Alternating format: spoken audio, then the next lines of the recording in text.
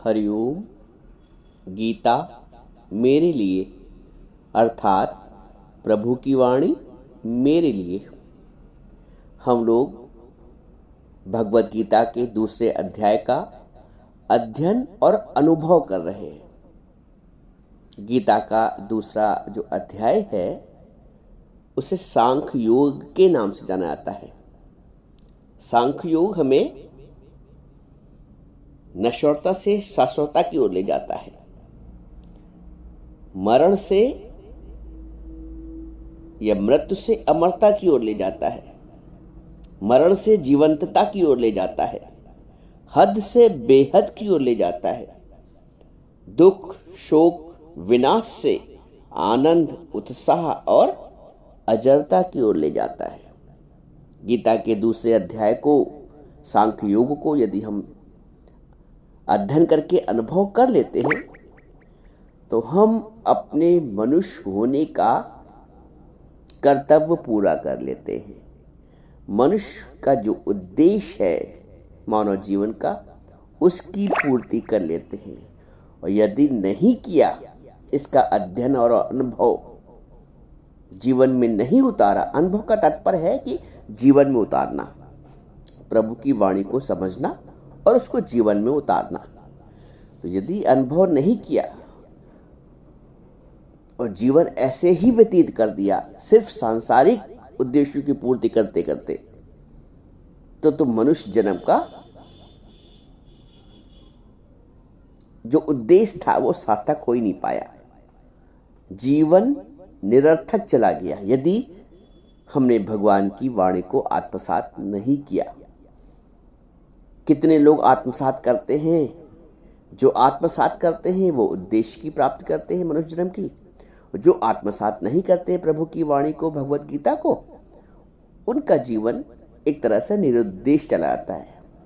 खाई भोजन जनी औलाद, ये तो पशु भी जाननहार। भोजन करना, खाना का, पशु बच्चे पैदा करना, ये तो पशु पक्षी भी करते हैं। आप तर्क कर सकते हैं कि मनुष्य तो उद्यम करता है, कमाता है तब खाता है। पशु भी उद्यम करता है, वो भी चारा चरने जाता है, वो भी बच्चों के लिए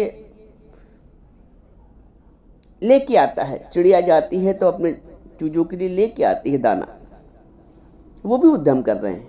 तो खाई भोजन जनी औलाद, ये तो पशु भी जाननहार। एक बात मैंने एक बार और बताई थी आपको कि मनुष्य के पास एक अतिरिक्त चीज है जो अन्य प्राणियों के पास नहीं है, वो है विवेक। अच्छा, विवेक क्या होता है कि विवेक बिना गुरु के खुलता नहीं है, जागृत नहीं हो पाती है। हम अपनी बुद्धि को ही विवेक समझते हैं, हम अपने मन मस्तिष्क विचारधारा को ही विवेक समझते हैं। विवेक वो नहीं है। विवेक सुषुप्त अवस्था में पड़ा रहता है, उसको कोई ब्रह्मज्ञानी गुरु, आत्मज्ञानी गुरु, ब्रह्मनिष्ठ गुरु जागृत करता है। जो जागा हुआ है वो जगा पाता है। अज्ञान में, संसार में सब सोए हुए हैं, तो सोए हुआ किसी दूसरे को कैसे जगा पाएगा? एक सोया हुआ किसी दूसरे सोए हुए को कैसे जगा पाएगा? इसलिए जो जागा है वही जगा पाएगा। तो हमको उस ऐसे गुरु की जीवन में पहले तलाश करनी चाहिए कि जो जागा हुआ है, जो आत्मनिष्ठ है, जो ब्रह्मनिष्ठ है, जिसने प्रभु की वाणी को आत्मसात किया है, उस पर जीवन बनाया है। अज्ञान में हम सांसारिक फर्ज कर्तव्य को ही बस जीवन का एकमात्र उद्देश्य मानते हैं, इसके लिए जीवन मिला है। वो साइड बिजनेस है, साइड बिजनेस, वो साइड कर्तव्य है, वो साइड बिजनेस है। मुख्य कर्तव्य तो मनुष्य का भाई, मनुष्य का अर्थ क्या है? मन प्लस ईश, मनीष। जो मन का ईश्वर है वही मनुष्य। तो जीवन भर हम मन के दास बने रहते हैं और नाम कहलाते हैं क्या? मनुष्य। जीवन भर मन की गुलामी करते हैं और कहते हैं क्या हम मालिक हैं इस घर के, इस मकान के, इस प्रॉपर्टी के। एक नौकर अपने आप को मालिक कहलाता है। अरे उसने मालिक पने को जाना ही नहीं है। तो जो गीता का दूसरा अध्याय है सांख्य योग, वो हमें हमारे सत्य स्वरूप से हमारा परिचय कराता है। अभी तक क्या होता था, इसको हम कई तरीकों से समझ सकते हैं कि एक व्यक्ति ने जो वस्त्र पहना है, उसने अपने आप को शरीर न जान के वस्त्र समझ लिया। धारणकर्ता ने धारणकर्ता का स्वरूप भूलकर वस्त्र का अपने आप को बना लिया कि मैं जो वस्त्र पहने हुए ये वस्त्र मैं हूं। एक घुड़सवार ने अपने आप को घोड़ा मान लिया है। एक निवासी ने अपने आप को निवास मान लिया है। निवास मीन्स घर। अब आप अगर अज्ञानवश भ्रमवश अपने आप को मकान जानने लगे कि मैं मकान हूं, एक विचार ही नहीं बन पाता है कि ये कैसे हो सकता है, लेकिन हो ऐसे ही रहा है। निवासी ने अपने आप को निवास जान लिया है। शरीरी ने अपने आप को शरीर जान लिया है। देही ने अपने आप को देह जान लिया है। जीव आत्मा ने अपने आप को शरीर जान लिया है। क्योंकि इतना तादात्म्य संबंध हो गया है। तादात्म्य, ये जो सांख्य योग है, इस तादात्म्य संबंध को अलग अलग करके दिखाता है कि जैसे बताया कि लोहे का पिंड यदि अग्नि का संग कर लिया है, तो जो लोहे का स्वरूप है मौलिक, वो तो शीतल है, उसमें तो तपन नहीं है। चूंकि उसने अग्नि का संग कर लिया इसलिए वो तपने लगा, उसका स्वरूप तपन ऐसे हो गया। और अग्नि का स्वरूप कोई आकार वाला नहीं है, उसने लोहे का संग किया, लोहे के पिंड का, तो आकार में आ गई। तो इसे कहते हैं तादात्म्य संबंध। हमने भी जन्मों जन्म इतना संबंध कर लिया है इस देह का, जो हम आत्मस्वरूप होते हुए भी अपने आप को देह मानने लगे हैं। अपने आप को एक तुच्छ जन्मने और मरने वाला शरीर मानने लगे। ये भगवान बता रहे हैं अर्जुन को, शरीर और शरीर का भेद बता रहे हैं, आत्मा और शरीर का भेद बता रहे हैं। शरीर मरने वाला है, जन्मने वाला है, बुढ़ा होने वाला है, बढ़ने वाला है, क्षीण होने वाला है, नाश होने वाला है और एक दिन मृत्यु को प्राप्त हो जाएगा। इस शरीर के धर्म है। शरीरी अजर है, अमर है, दृष्टा है, साक्षी है, और हम हैं शरीरी। हमने शरीर मान रखा है। शरीर माना है तो रिश्ते भी अपने ऊपर थोप लिए हैं। रिश्ते अपने ऊपर थोप लिए हैं संसार के, तो उसका सुख दुख भी लगता है।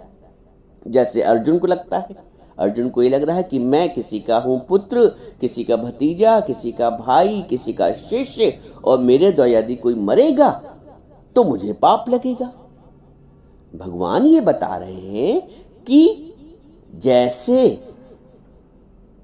व्यक्ति पुराने वस्त्रों का त्याग करके नए वस्त्रों को ग्रहण करता है, वैसे ही आत्मा पुराने शरीर का त्याग करके नए शरीर को ग्रहण करता है। तो इसमें शोक किस बात का?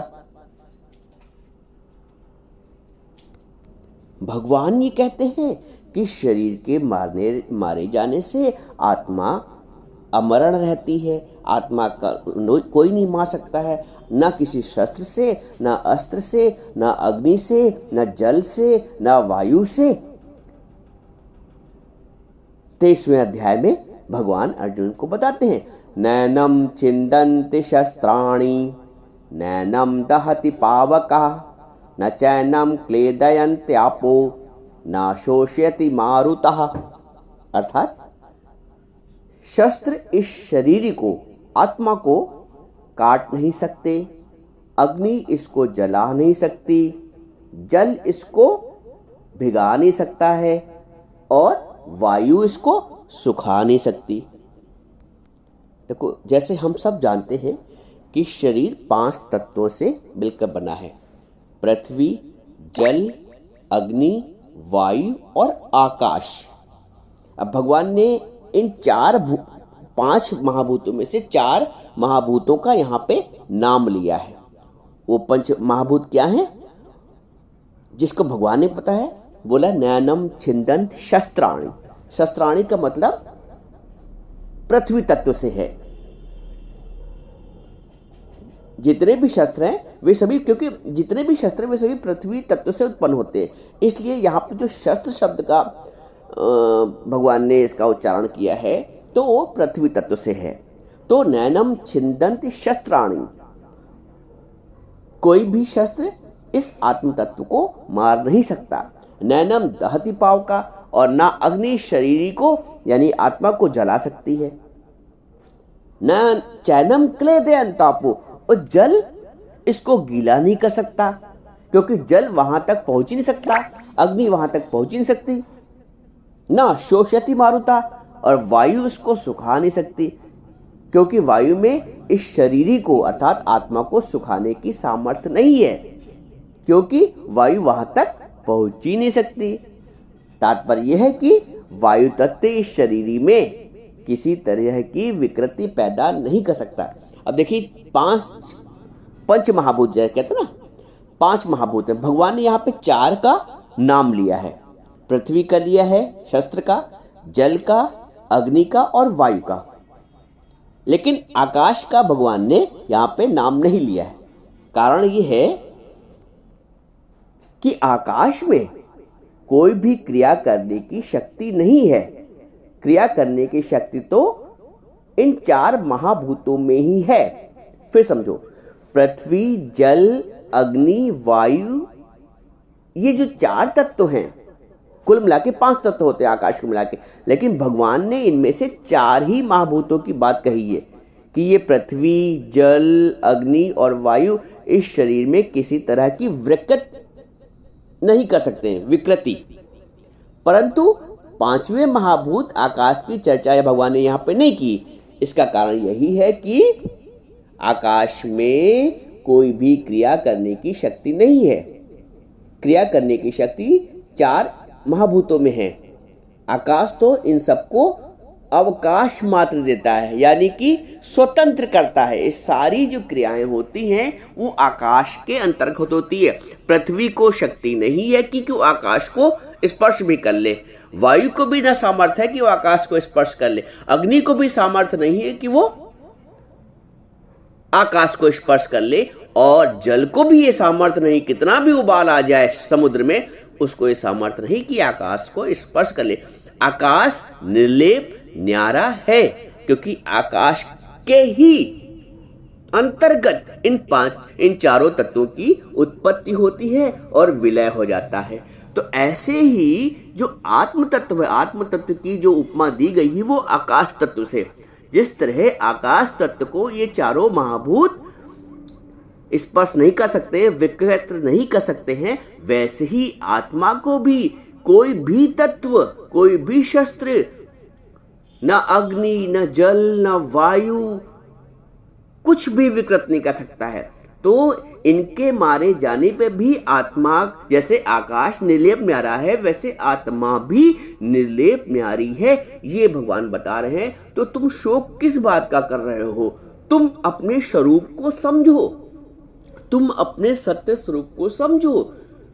कपड़े, तुमने अपने आप को जो वस्त्र धारण किया वो वस्त्र समझ लिया, वो कपड़ा समझ लिया है। तुम कपड़ा नहीं हो, तुमने कपड़े को धारण किया है। तुम निवास नहीं हो, तुम निवासी हो। तुम मकान नहीं हो, मकान के मालिक हो। तो मकान की एक ईंट गिरती भी है तो तुमको फर्क नहीं पड़ता है। मकान का रंग रोगन हो रहा है निवास का, तो निवासी को फर्क नहीं पड़ता है। निवास की एक दीवार ढह जाती है मकान की तो निवासी को फर्क नहीं पड़ता, निवासी को थोड़ी चोट लगती है, निवासी तो दृष्टा बन के देख रहा है। लेकिन यदि निवासी अपने आप को निवास जान ले ये त्रुटि रहती। वैसे ही शरीर में हम निवासी हैं और शरीर निवास है। शरीर मकान है और हम मकान मालिक हैं। तो मकान के रंग रोगन से, मकान की दीवार गिरने से, मकान की ईंट निकलने से मकान मालिक को कोई भी प्रत्यक्ष और अप्रत्यक्ष रूप से विकृति नहीं होनी चाहिए, क्योंकि मकान बना है तो गिरेगा भी और गिरा है तो बनेगा भी। वैसे ही शरीर जन्म लिया है तो मृत्यु भी निश्चित है, पालन पोषण हुआ है तो कुपोषण भी होगा, शरीर क्षय भी होगा और एक दिन आएगा कि लुप्त हो जाएगा। लेकिन जो दृष्टा का भाव है, जो साक्षी का भाव है, वो सदैव दृष्टा बना रहा, वो सदैव शाश्वत वैसा ही बना रहा। आप अपने शरीर के लिए सोचिए, जब आप 5 साल के थे, 10 साल के थे, 12 साल के थे, कैसी कैसी हरकतें आप करते थे, आपकी मानसिकता क्या थी, आपके विचार क्या थे जवानी में। अब जो वृद्धावस्था आ गई 50 साल 70 साल की है, तो आपने सबको देखा, शरीर को देखा, शरीर के मनोभावों को देखा, उनके परिवर्तन, शरीर को परिवर्तित होते देखा, शरीर के मनोभावों को परिवर्तित होकर देखा, मन को परिवर्तित होते देखा, बुद्धि को परिवर्तित होकर देखा, सारे विचारों को आपने परिवर्तित होते देखा। लेकिन जो देखने वाले आप हैं वो तो नहीं परिवर्तित हुए, क्योंकि वो परिवर्तित होता तो याद